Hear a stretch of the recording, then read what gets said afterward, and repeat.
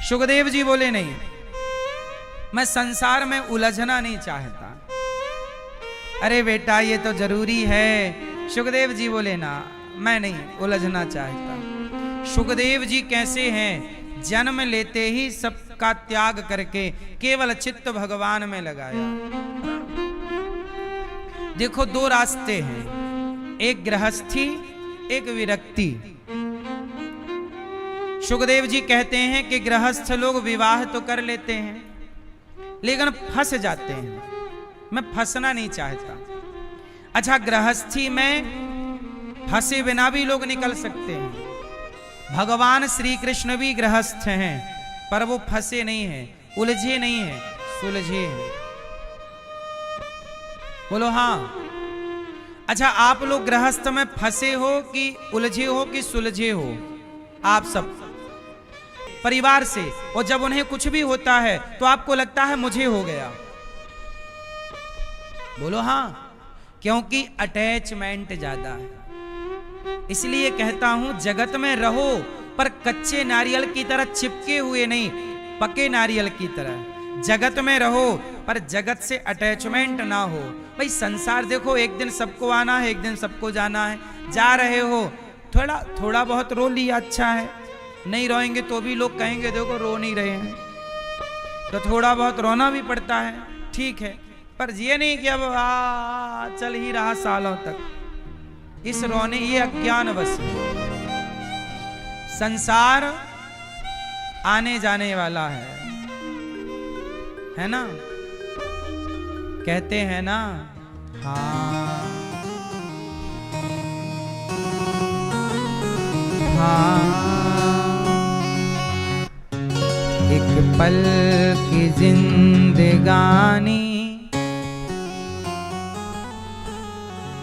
एक पल की जिंदगानी, एक रोज सब को जाना, बरसों की क्यों तू सोचे, पल का नहीं ठिकाना। मल मल के तूने अपने तन को है जो निखारा, इत्रों की खुशबुओं से महके शरीर सारा। काया ये साथ होगी, काया ये साथ होगी, ये बात ना भुलाना, बरसों की क्या तू सोचे, पल का नहीं ठिकाना। काया न साथ होगी, काया भी हमारा साथ ना देगी।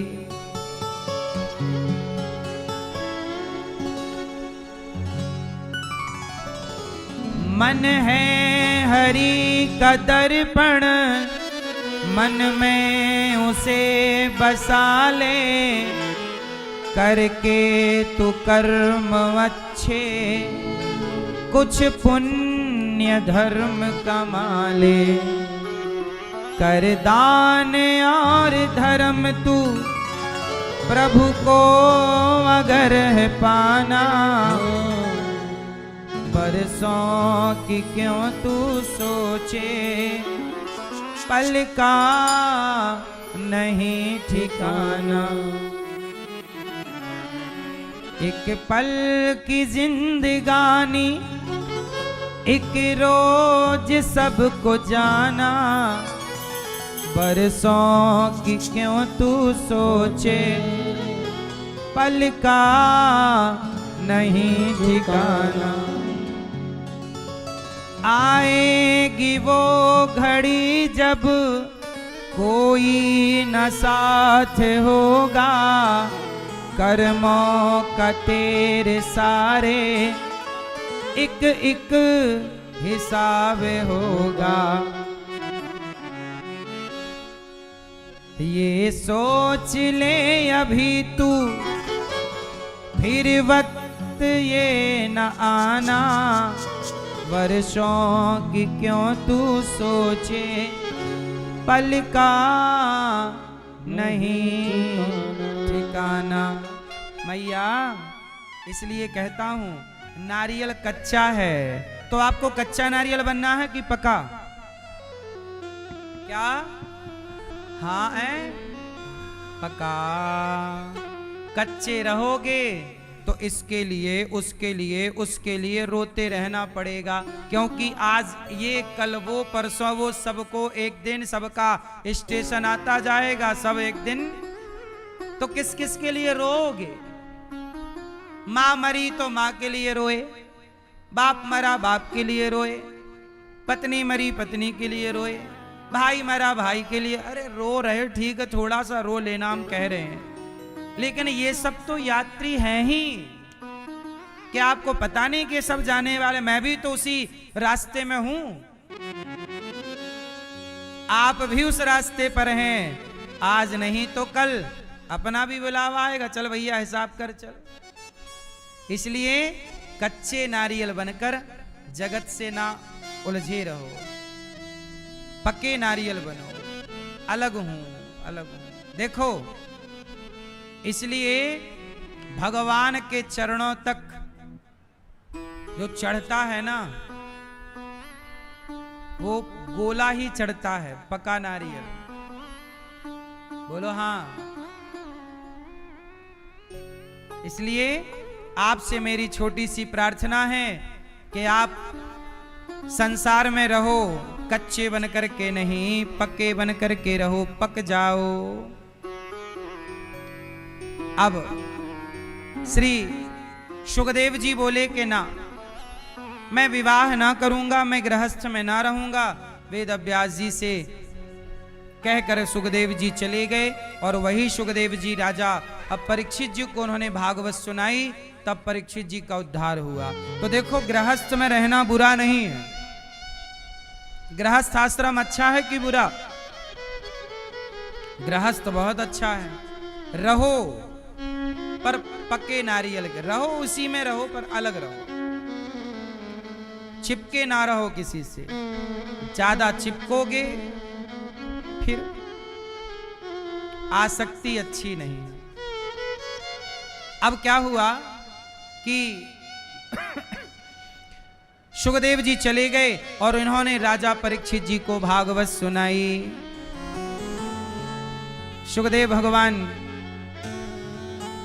को, ऐसे सुखदेव जी को हम प्रणाम करते हैं। 88,000 संतों के बीच में सूत जी का आगमन हुआ। सभी ने सूत जी को प्रणाम किया, कहा कि हमें भागवत की कथा सुनाओ। एक बार सुखदेव जी भागवत सुना रहे थे परीक्षित जी को। अच्छा, परीक्षित जी को भागवत क्यों सुनानी पड़ी? राजा परीक्षित जी को 7 दिन में मरने का शाप लग गया। ये परीक्षित जी कौन है? अभिमन्यु के बेटा परीक्षित जी। परीक्षित के पिता अभिमन्यु को महाभारत में वो मारे जा चुके हैं, महाभारत। लेकिन अभिमन्यु जो हैं, जब महाभारत के चक्रव्यूह में मारे गए, पत्नी उत्तरा गर्भवती है। पत्नी को मारने के लिए, मतलब उत्तरा के पेट में पल रहे बच्चे को मारने के लिए गुरु द्रोणाचार्य के बेटे अश्वत्थामा ने ब्रह्मास्त्र चला दिया। तब दौड़ी दौड़ी उत्तरा आई और भगवान की शरण में आकर के कहा,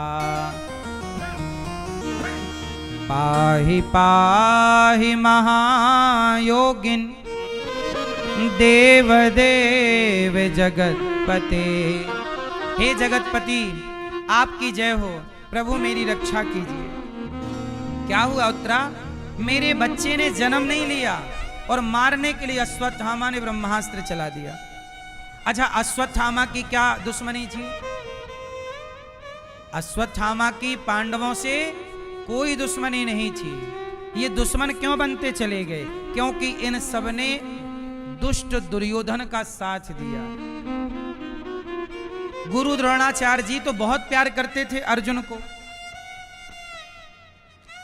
अर्जुन को किसने सिखाया है? द्रोणाचार्य जी ने। लेकिन चूंकि उस राज सिंहासन का नमक खाए थे, तो उस पक्ष से ना चाह करके भी कौरवों के साथ गुरु द्रोणाचार्य को खड़ा होना पड़ा। अच्छा, भीष्म पितामह जी ने भी प्रतिज्ञा की थी कि मैं इस राज सिंहासन की सदा रक्षा करूंगा। अपने पिता शांतनु जी को यह वचन दिया था भीष्म पितामह ने। इसलिए पितामह को पता था कि दुर्योधन का ये चाल चलन सही नहीं है, पर क्या करें, साथ देना पड़ा। क्यों देना पड़ा? जब भीष्म पितामह बाणों की सैया पर लेट गए और जब पांडव जीत गए, कौरव मारे गए, तब पांचों पांडव पितामह से मिलने आए थे, द्रौपदी भी आई थी। तो पितामह बाणों की सैया पर लेटे लेटे इन्होंने भगवान कृष्ण को प्रणाम किया। हे केशव, हमें पता था आप जरूर आएंगे, मैं नहीं चल सका तो आप चल करके देखो, भगवान दयालु। अच्छा, पितामह भीष्म बहुत बड़े भक्त हैं, पर भक्त की बुद्धि भी भ्रष्ट हो गई। पूछा गया, पितामह, जब द्रौपदी के कपड़े उतारे जा रहे थे तो आप तो वहां खड़े थे, न्याय की मूर्ति थे, आपने क्यों नहीं रोका? पितामह ने कहा कि मैंने दुष्ट दुर्योधन का अन्न खाया था। मैंने किसका अन्न खाया? दुर्योधन का। और मैंने जिसका अन्न खाया तो मेरी बुद्धि भी, आप जिसका अन्न खाओगे आपकी बुद्धि वैसी हो जाएगी। इसलिए पुराने जमाने में लोग सबका अन्न नहीं खाते थे, अपना खाते पीते थे।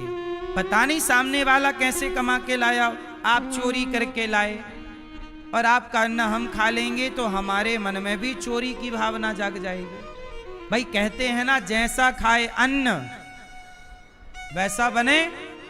हाँ, अन्न से ही ना मन का निर्माण होता है। इसलिए पितामह ने कहा कि मैंने दुष्ट दुर्योधन का अन्न खाया, मेरी बुद्धि भ्रष्ट हो गई। अब एक एक बूंद रक्त गिर चुका है। अब समझ में आया कि अब निर्मल हो गया। इसलिए हम आपसे कहते हैं, आप लोग होटलों में जा जाके, कहीं भी जाके कुछ भी खाते हैं, इसलिए ना आजकल की बुद्धि भ्रष्ट हो गई। आज के जमाने में अब चरित्र भ्रष्ट हो गया। वही खान पान भ्रष्ट हुआ तो वो खान पान सबसे पहले आपका चरित्र बिगाड़ेगा। इसलिए लड़का लड़की आजकल कुछ भी खा रहे हैं और फिर एक लड़के की 4 गर्लफ्रेंड है, लड़की के जो 4 बॉयफ्रेंड हैं। तो ये सब चरित्र भ्रष्ट क्यों हो रहा है? क्योंकि अन्न दूषित है। आजकल लोग गलत तरह से कमा रहे हैं, झूठ बोल के, छल करके। अच्छा, पहले का आदमी, अच्छा बताओ, आज का व्यक्ति ज्यादा चरित्रवान है कि पहले का व्यक्ति ज्यादा चरित्रवान था? चरित्र कब के मजबूत ज्यादा थे? जोर से। क्यों? क्योंकि पहले का खान पान बड़ा पवित्र था। जैसा अन्न वैसा मन, जैसी शुद्धि वैसी बुद्धि, जैसा पानी वैसी वाणी। इसलिए आहार शुद्धौ सत्व शुद्धौ। पितामह ने कहा, केशव मुझे पता था आप जरूर आए। अच्छा, भगवान कितने दयालु हैं। भगवान इतने दयालु हैं कि जब पितामह चल नहीं पाए तो भगवान स्वयं उनके पास पहुंच गए। पितामह ने कहा, प्रभु मेरी एक इच्छा है। क्या? मेरी बेटी से विवाह कर लो। अच्छा, पितामह की बेटी कौन? पितामह तो ब्रह्मचारी हैं, विवाह ही नहीं किया। पितामह का विवाह नहीं हुआ, फिर वो कह रहे हैं मेरी बेटी से प्रभु आप विवाह कर लो। पितामह की बेटी कौन? पितामह की बेटी का नाम है बुद्धि। आपके अंदर बुद्धि है? बोलो हाँ। तो बुद्धि पुरुष है कि स्त्री है? बुद्धि पुल्लिंग है स्त्रीलिंग है? क्या है? जोर से। हाँ, तो सबके भीतर एक स्त्री बैठी है, जिस स्त्री का नाम है बुद्धि। इसलिए कहता हूं अपनी अपनी बुद्धि का भगवान से विवाह कर दो, ताकि आपकी बुद्धि सदा भगवान में ही लगी रहे, पत्नी पति में लगी रहे, बुद्धि भगवान में। और आपकी बुद्धि भगवान में लग जाएगी, फिर आपकी बुद्धि जुआ में नहीं लगेगी, फिर आपकी बुद्धि शराब में नहीं लगेगी। अब आपने अपनी बुद्धि भगवान में नहीं लगाई, इसलिए आपकी बुद्धि शराब में लगी है, मांस में लग गई, कुसंग में लग गई। सही है भाई, बुद्धि तो एक है, यदि वो लग जाए भगवान में तो फिर कहीं और ना लगे, और यदि ना लगी तो वो भटकाती रहेगी ना। तो भीष्म पितामह ने कहा इति मति रूप कल्पिता वितृष्णा, मेरी बुद्धि बिल्कुल निष्काम हो गई है। क्या हो गई है? निष्काम। इसलिए आप मेरी बुद्धि का वर्ण कर लीजिए। क्या कर लीजिए मेरी बुद्धि का? भगवान ने कहा पितामह ठीक है, मैं आपकी बुद्धि को स्वीकार करता हूं। पितामह ने कहा प्रभु, महाभारत में आपने मेरी प्रतिज्ञा रखने के लिए आपने अपनी प्रतिज्ञा तोड़ दी। अच्छा, महाभारत में भीष्म पितामह ने प्रतिज्ञा ली, कन्हैया ने प्रतिज्ञा ली कि मैं अस्त्र शस्त्र नहीं उठाऊंगा, और पितामह ने ली कि मैं आपको उठवा के रहूंगा। और पितामह ने जो अर्जुन पर बाणों की बरसात की ना, तो भगवान को रथ का पहिया लेके दौड़ना पड़ा। मानो पितामह की प्रतिज्ञा बचाने के लिए भगवान ने अपनी प्रतिज्ञा तोड़ दी। भगवान अपने भक्त से इतना प्रेम करते हैं कि भक्त के वचन को रखने के लिए भगवान अपना वचन भी छोड़ देते हैं, इतना प्रेम है। भीष्म पितामह बहुत बड़े भक्त हैं, पर द्रौपदी के कपड़े उतर रहे थे, तब बोला क्यों नहीं पितामह ने?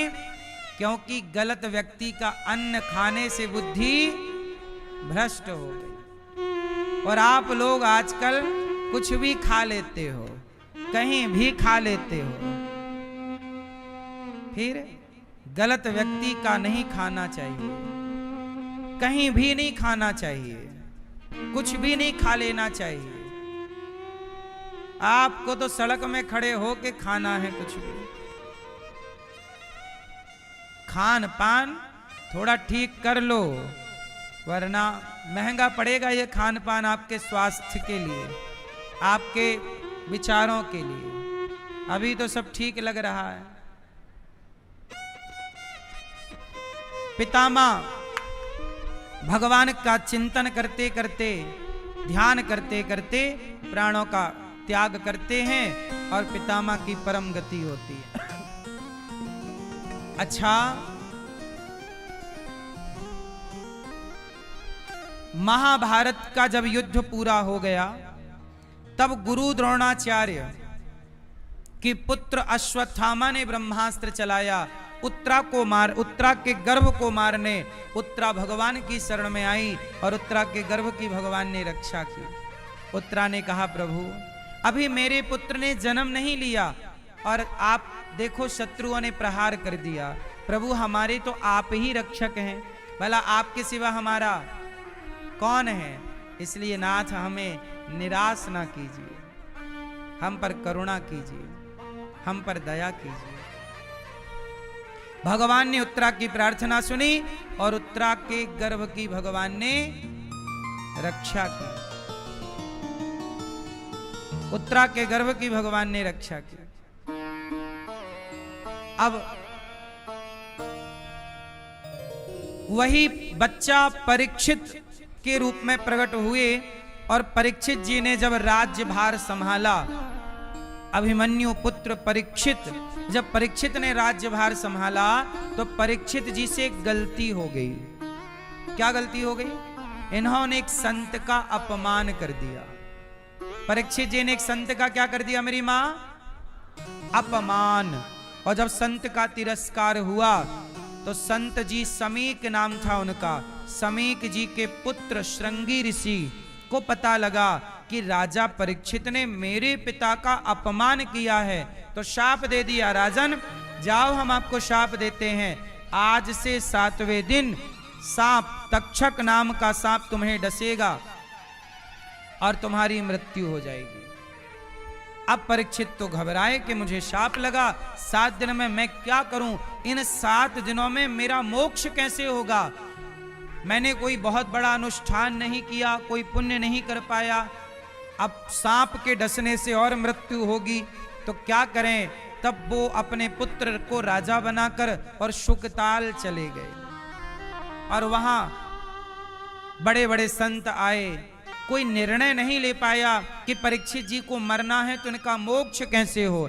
तब सुखदेव भगवान वहां प्रकट हुए और सुखदेव जी ने राजा परीक्षित जी से कहा कि हम तुम्हें भागवत सुनाएंगे। इस भागवत से परीक्षित जी ने कहा कि मुझे 7 दिन में मरना है, मेरा कल्याण कैसे हो। तब सुखदेव जी ने कहा कि तुम भागवत सुनो, जो भागवत सुनता है उसका उद्धार जरूर हो जाता है। इसलिए कहता हूं कि अपने पितरों को आप भी भागवत इस पुरुषोत्तम माह में भागवत सुनवा सकते हैं। अभी आगामी भागवत जी के पोथी पाठ अष्टोत्तर होगा, भागवत जी के अनुष्ठान होंगे। आप भी अपने पितरों के लिए भागवत जी के पोथी पाठ 26 मई से करा सकते हैं पुरुषोत्तम माह में। तो आप भी परीक्षित जी को जब भागवत सुखदेव जी सुना रहे तब देवताओं के राजा इंद्र आए। कौन आया देवताओं के? देवताओं के राजा इंद्र। इंद्र ने आकर सुखदेव जी से कहा, हे प्रभु बताइए, ये भागवत आप मुझे सुना दीजिए, राजा परीक्षित को बदले में स्वर्ग का अमृत दे दीजिए। सुखदेव जी ने कहा नहीं। स्वर्ग का अमृत राजा परीक्षित जी से कहा पियोगे? परीक्षित जी ने कहा नहीं, स्वर्ग का अमृत नहीं लिया। अच्छा बताओ, एक तराजू के पलड़े पर भागवत जी को रखा जाए और एक पलड़े पर स्वर्ग के सुख को रखा जाए, किसका पलड़ा भारी होगा? स्वर्ग के, मतलब स्वर्ग का अमृत और भागवत जी, कौन भारी है? क्यों? स्वर्ग का अमृत पीने से स्वर्ग मिलेगा, पर भागवत सुनने से भगवान मिलेंगे। इसलिए भागवत सुनने वाला अमृत पीने वाले से श्रेष्ठ है। भागवत भी क्या है? अमृत। तब कथामृतम तप्त जीवनम। तब सुखदेव जी ने इंद्र को भागवत नहीं सुनाई। क्वा सुधा क्व कथा लोके क्व कांचा क्व मणिर्महा। कहां कांच का टुकड़ा? सुखदेव जी ने कहा इंद्र अपने स्वर्ग का अमृत लेकर जाओ, भागवत नहीं मिलेगी तुम्हें। सोचिए, भागवत सुनने के अधिकारी इंद्र भी नहीं है। जो व्यक्ति भगवान से प्रेम करता है, जो भगवान के लीला गुणगान को सुनकर आनंदित होता है, वही ना भागवत सुनने का अधिकारी है। भागवत इंद्र को नहीं सुनाई। तब इंद्र ने ब्रह्मलोक में एक तराजू बांधी और स्वर्ग के सुखों को रखकर भागवत को तौला। तब भागवत जी से भगवान प्रकट हो गए। इंद्र चरणों में गिर पड़े, प्रभु आप यहाँ? भगवान बोले मैं भागवत जी में ही रहता हूं। अच्छा, भगवान और भागवत ये दो हैं कि एक ही हैं? भगवान कहाँ रहते हैं? भागवत जी में रहते हैं। भागवत जी में क्या है? भागवत जी में भक्त की और भगवान की कथा है। किसकी कथा है? अच्छा, भगवान की कथा भगवान से है कि भगवान की कथा भक्तों से है? जोर से।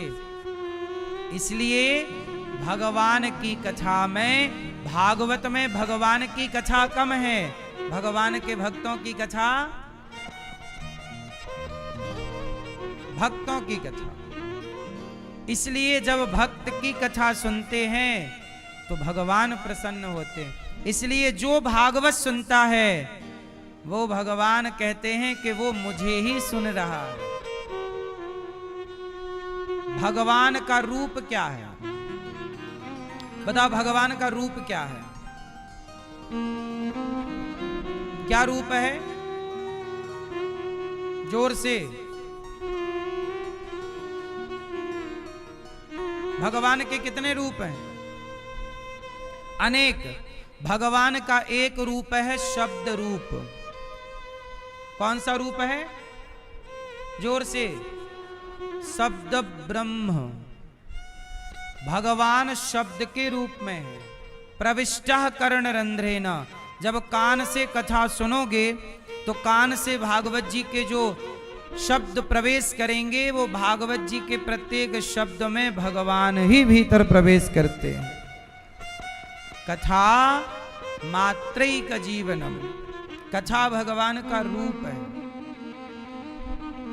अच्छा सुनो, राम भी कथा सुनते हैं, नहीं सुनते?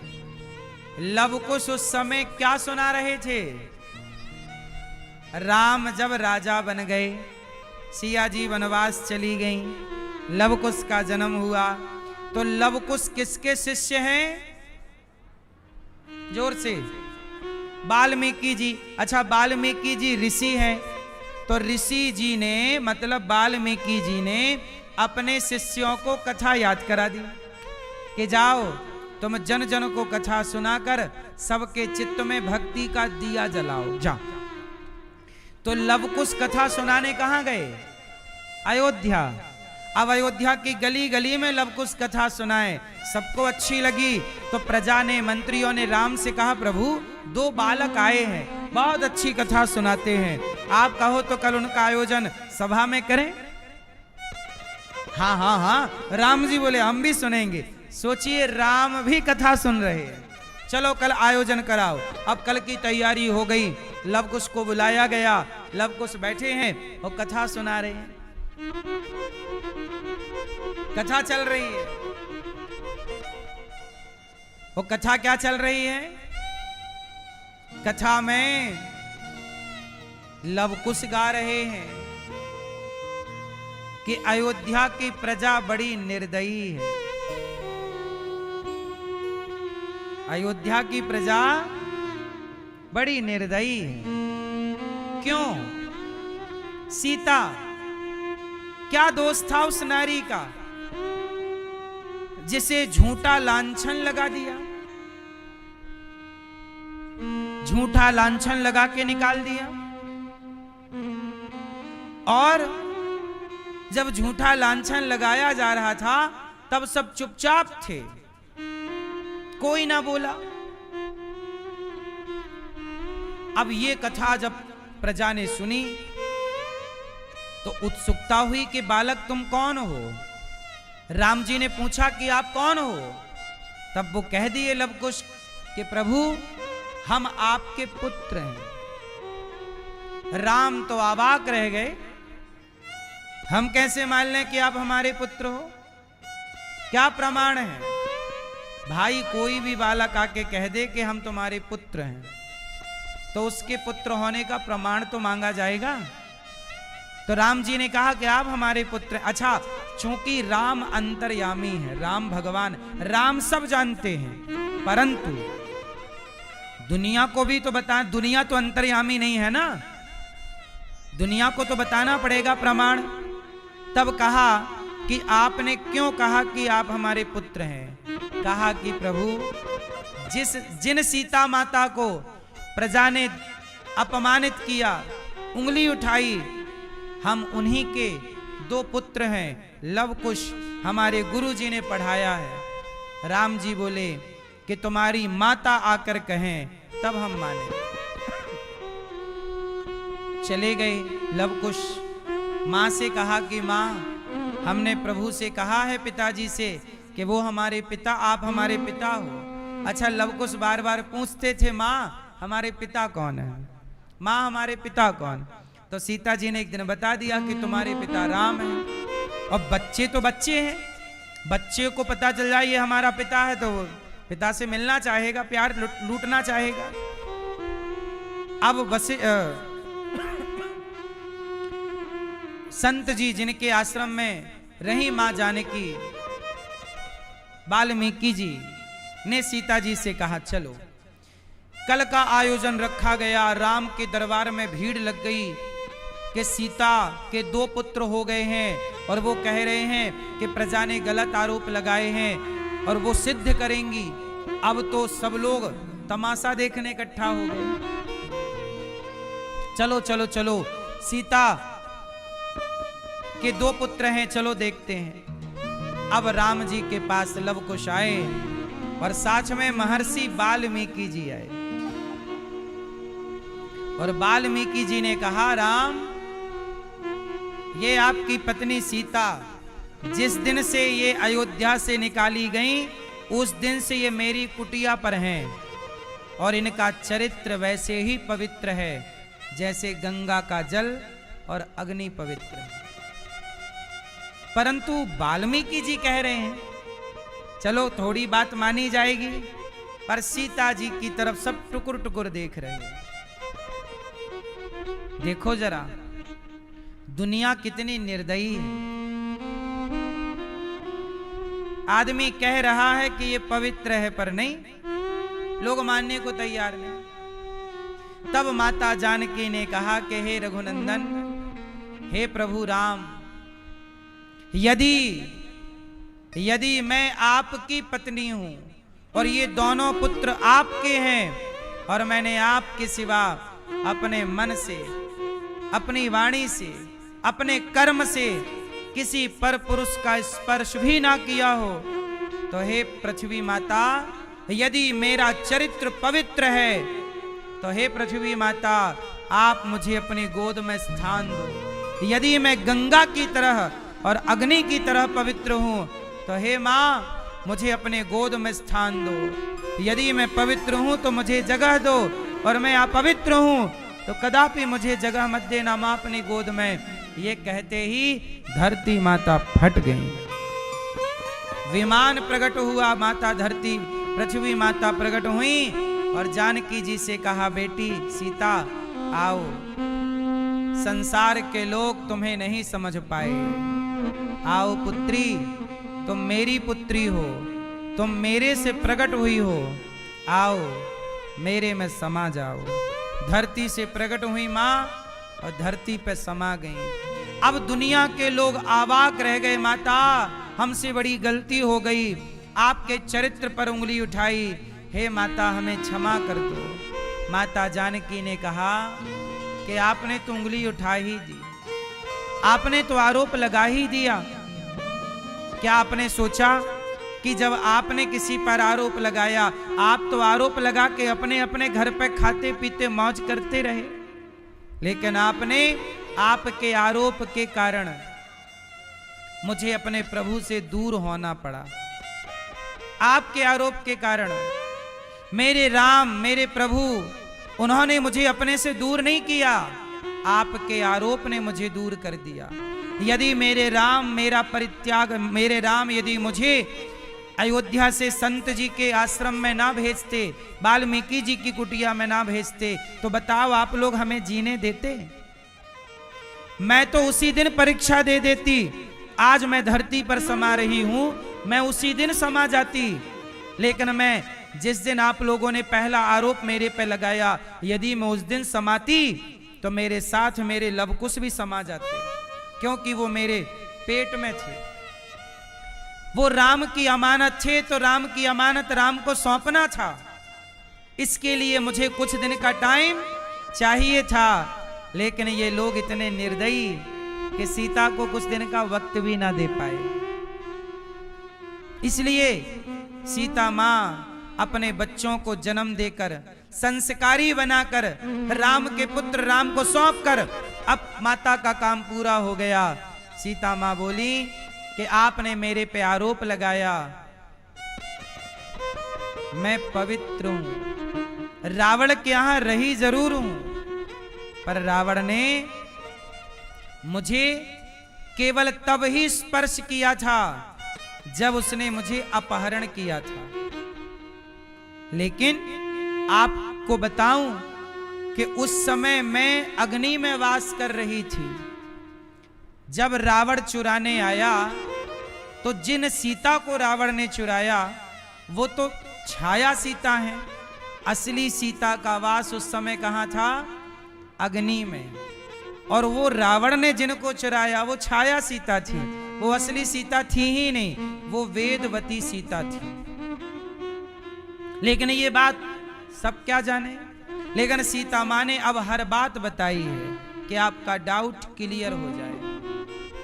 राम रो रहे हैं, राम की आंखों में आंसू हैं, लवकुश रो रहे हैं, वशिष्ठ जी रो रहे हैं, माता कौशल्या जी रो रही हैं। देखो, एक हंसते खेलते परिवार में लोगों ने आग लगा दी कि नहीं? दुनिया के लोग केवल तोड़ना चाहते हैं। अयोध्या में एक मंथरा थी जिन्होंने आग लगाई, और ये कुछ लोग हैं। इसलिए मैं आपसे कहता हूं कि लोग क्या कहते हैं कहने दीजिए। किसी के कहने से आप अपना पति पत्नी भाई भाई माँ बेटे के प्यार में खटास ना लाइए। कहने वालों को कहने दीजिए, आप खुश रहिए परिवार में। लोग तो कहते किसे नहीं कहा और क्या नहीं कहा, आपको भी कहेंगे। तो अब आप मेरे से एक सवाल कर सकते हैं कि फिर लोगों के कहने से राम जी ने क्यों सीता मां को भेज दिया संत जी के यहां? तो सुनो, राम जी केवल एक पति होते तो राम जी सीता का परित्याग कभी ना करते। लेकिन राम जी राजा हैं। राम जी क्या हैं? और राजा का फर्ज होता है कि वो प्रजा की बात सुने, वो प्रजा की बात। हाँ, लेकिन राजा आजकल के राजा की तरह थोड़ी राम है। आजकल के राजा से तो हम सब कह रहे हैं कि गौ हत्या बंद करो। कहां सुन रहा है आज का राजा? आप कितने लोग चाहते हैं कि गौ हत्या बंद हो जाए? बताओ, सुन रहा है राजा? फिर आज के राजा की तरह बहरे नहीं है राम। राम राजा हैं और राजा का धर्म है कि वो प्रजा की बात सुने।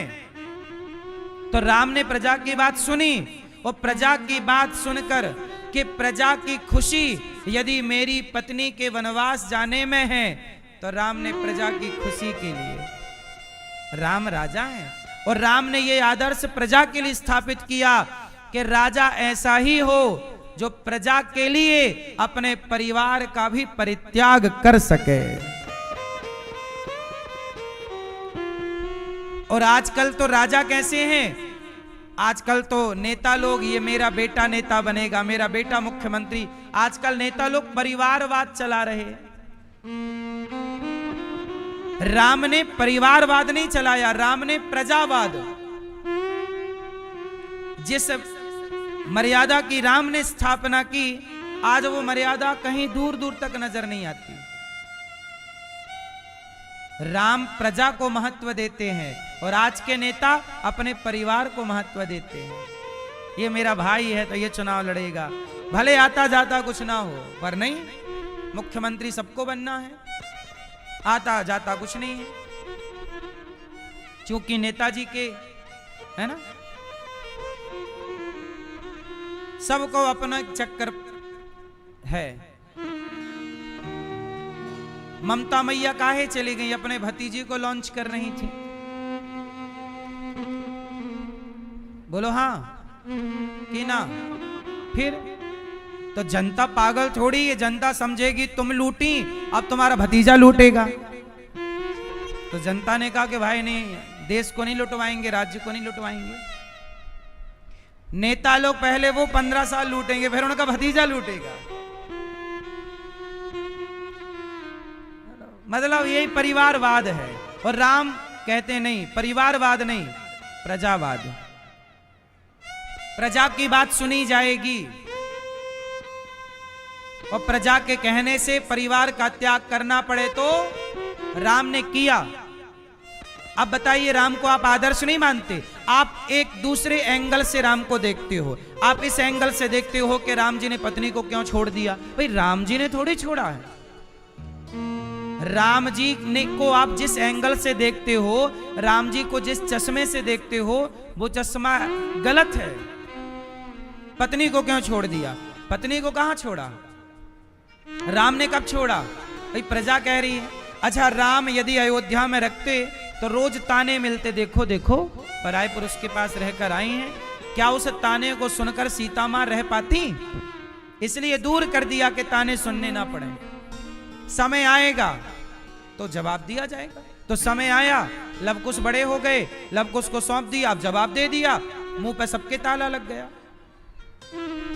भाई समय, कहते हैं जब समय अनुकूल ना हो तो चुप रहना चाहिए।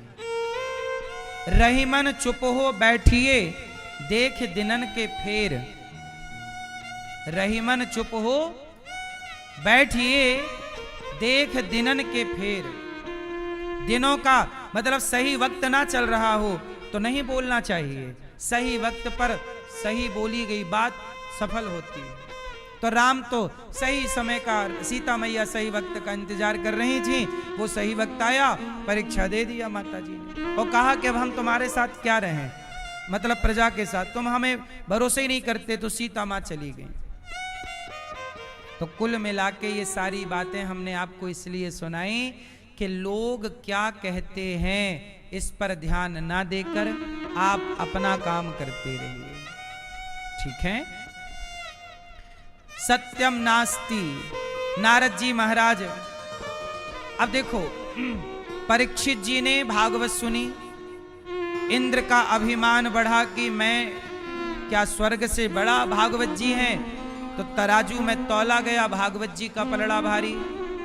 इंद्र का अहंकार दूर हुआ, भागवत जी से भगवान प्रकट हुए और इंद्र का अहंकार समाप्त हुआ। तो भगवान की कथाएं जब आप सुनोगे तो कथाओं से भगवान ही प्रवेश करेंगे। अब देखो, परीक्षित जी को 7 दिन में मरने का शाप लगा। 7 दिन में मरना है।